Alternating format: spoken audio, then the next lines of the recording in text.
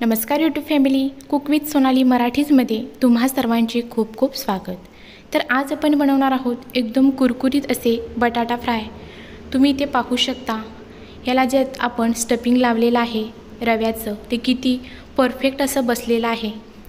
अजिबात ह्याला चा रवा जो लावला आहे तो अजिबात निघत नाही आहे आणि ते तुम्ही तोडूनही पाहू शकता। दिसायला जितकी रेसिपी सुंदर दिसते तितकीच चवीला अप्रतिम लागते। चला तर रेसिपीला सुरुवात करूया। इथे मी एक मोठा आकाराचा हा बटाटा घेतला आहे। असा हा लांब होता, त्याच्यामुळे मी हे स्वच्छ धुवून त्याचे कट करून काप करून घेतलेले आहे। तुम्ही पाहू शकता इथपर्यंत जाडीचे मी हे काप केलेले आहेत। आता आपण ह्याच्यामध्ये घालायचे आहे चवीनुसार लाल तिखट, चिमूटभर हळद, चवीनुसार मीठ, एक अर्धा चमचा धनेपूड, अर्धा चमचा गरम मसाला आणि एक चमचा लिंबाचा रस घेतला आहे। आता हे सर्व व्यवस्थित मिश्रण मिक्स करून घ्यायचं आहे। तर इथे तुम्ही पाहू शकता सर्व बटाट्याला अगदी व्यवस्थित असा हा मसाला आपण कोट करून घेतला आहे। आता हा असाच 10 मिनिटं बाजूला ठेवूया। आता इथे मी एक बाउल घेतला आहे, त्या बाउलमध्ये एक चमचा मी बेसन पीठ घेतलं आहे।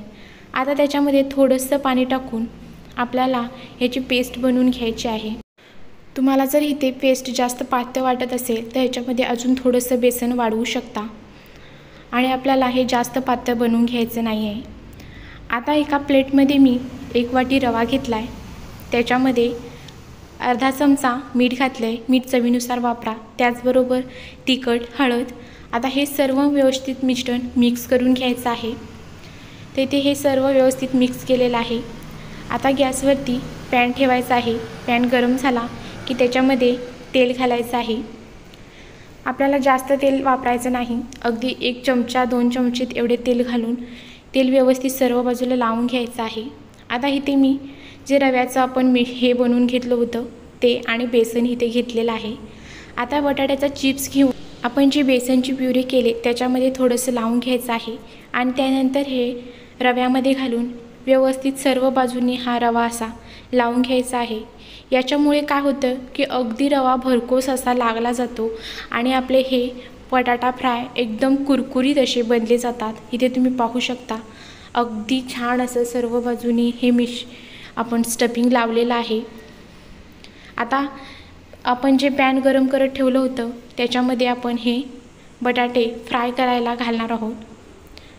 तर असे व्यवस्थित असे फ्राय करण्यासाठी मंद ते मीडियम आचेवर आपल्याला हे बटाटे फ्राय करून घ्यायचे आहेत। एका बाजूने खरपूस भाजल्यानंतर आता आपण हे पलटी करून घेऊया। परतून झाल्यानंतरही याच पद्धतीने आपल्याला हे बटाटे खरपूस असे भाजून घ्यायचे आहेत। सेम पद्धतीने आपल्याला इतरही बटाटे हे फ्राय करायचे आहेत।